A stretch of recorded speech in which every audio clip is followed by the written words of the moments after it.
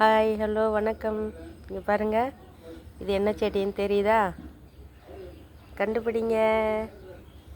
ஐயோ, கண்டுபிடிங்க. இங்கே பாருங்கள், பச்சை மிளகா. இது பாருங்கள், குட்டி குட்டியா சின்னதாக. இது ரொம்ப நாளாக இருக்குது இந்த செடி.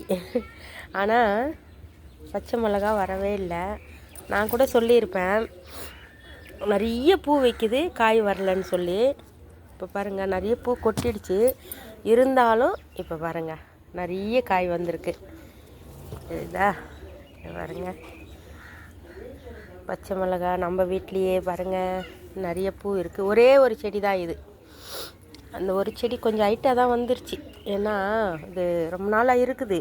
பூவெல்லாம் கொட்டி கொட்டி போகுது. பார்த்தீங்களா? பாருங்க, நம்ம வீட்டில் ஒரு வழியாக பச்சை மிளகா வந்துருச்சு நம்ம செடியில். அழகாக இருக்குல்ல?